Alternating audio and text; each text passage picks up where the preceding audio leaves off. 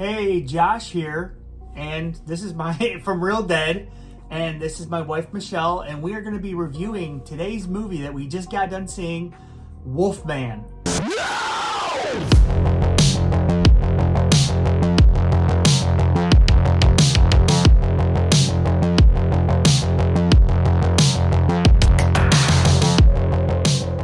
And this is directed by Lee Waddell. I think I'm saying that right. He also did the 2020 The Invisible Man. He actually was in the first Saw as the guy that's in the room with the doctor, and he helped write Saw 1, 2, and 3. He did Insidious.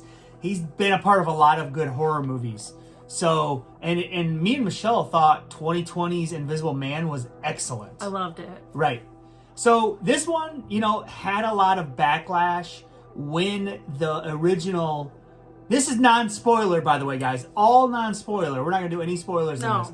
This had a lot of backlash when the initial Wolfman design came out. And we did a video on that, actually. But don't let that direct you away from the movie. Please go see this and decide for yourself. So I'm going to give you a slight backstory about this movie. It basically is just a family, a father, a daughter, and a mother, and he needs to go back to his childhood home to take care of some business. Yeah. So that's the basis right there. Right, Michelle? Yes. Right. So that's as far as I'm going to go into it. Yeah. Michelle, let's just say did we enjoy this movie? Let's get that out of the way. Did you enjoy this movie? I did. She enjoyed this movie. Did you? I enjoyed this movie as well. I thought it had some shocking things in it. I was in the movie the whole time. Yeah. Yes, I was invested as well. Mm-hmm. Yep, I was invested. So you did like it? I did. Okay. And I did as well. So let's talk about the cast a little bit here. I think the cast in this is pretty strong, and it's very small. That's something I really liked. It's like 4 main people. Yeah, and it's self-contained, this movie. It all happens over the span of one night, and The majority. Right.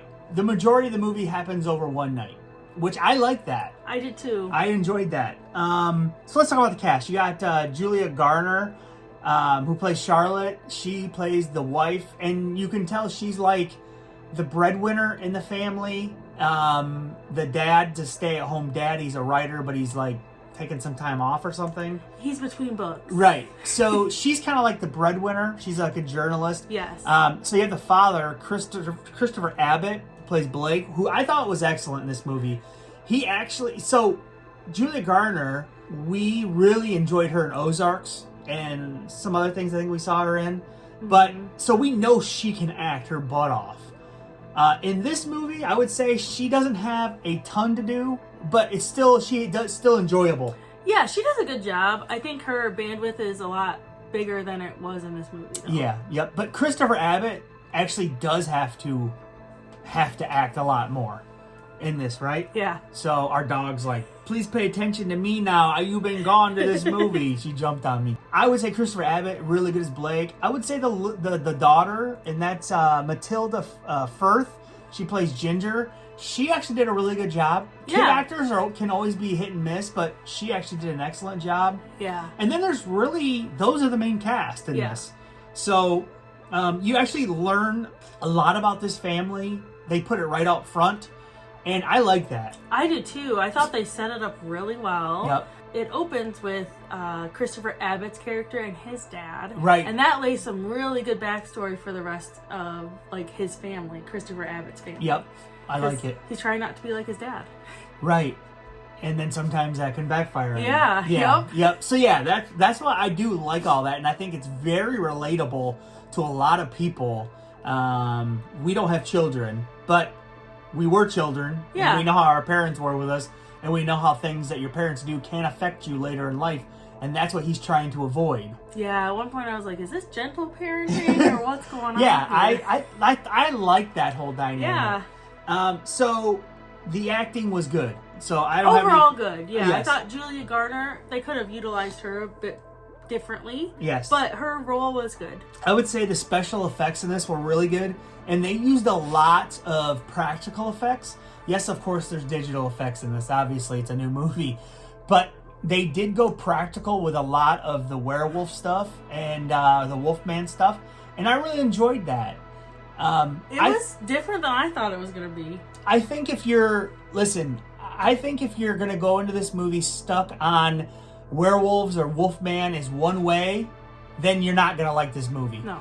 Because the movie does take a different turn with Wolfman. It's not the same old, and is not everything in the lore isn't going to line up in this movie with the way that is the way that you probably want it to. Believe me, because I've been a Wolfman fan, werewolf fan since I was a kid. So I've been a werewolf and Wolfman fan since I've been a kid. That was my favorite monster when I was a kid. There's a picture of me at Easter, probably when I was like 5 or 6, and I got the Ghostbusters Wolfman in my hand because I loved Wolfman when I was a kid. So my mom has it somewhere. But and I have like my dress clothes on for Easter, and I got Wolfman in my hand. Yeah, I mean, if it doesn't line up exactly, I think that's fine because people can have different interpretations of Wolfman. Just like in Invisible Man, it was a different style of Invisible Man. It wasn't a guy drinking a potion. It was different, and that's what I think he did here, which I really enjoyed. Michelle? Yeah, I really enjoyed this movie. The special effects were different than I thought they would be, but in a good way.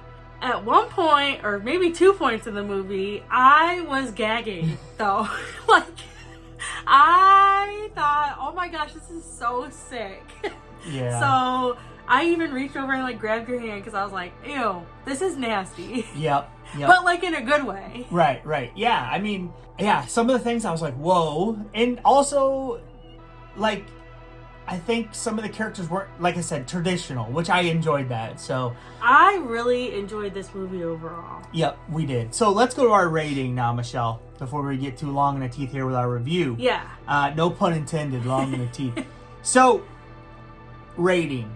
Now we do 1 out of 10, and what's a 5? 5 is average. 5 is very average. Shout out to Mike Loveless. Yep, 5 is average. So just remember that 5 is average. 5. Above 5 is above average. Below 5 is below average. Yep, and you actually had a controversial take on Nosferatu last time. I did. And you gave Nosferatu a bad... I hated it. Right. I really enjoyed this movie. You know, I'm surprised Blumhouse put this out. Yeah, honestly. That's another thing. Like, wait, and it was rated R. I It know. wasn't PG-13, which I liked as well. I love that. I love that's a R rating. Yes, and you can still bring your little kids to this. Yeah. Because I didn't think it had... The only thing in this that would make it R is probably some of like the blood and stuff. The gore. It wasn't like it was over swearing or anything like that. Like, I think kids can come see this movie. Yeah. We Really? met Dad and his kid there. Right. And his kid loved it. He thought it was pretty good. Okay, so what's your rating on My this? rating is 7.5. Wow, 7.5. I'm not going to go as strong as you. I am giving it a 7, though.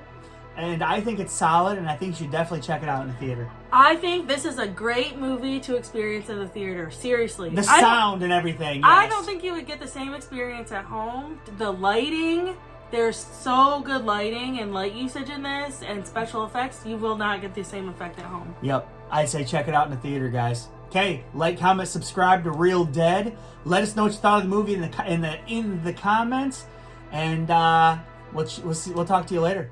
Bye.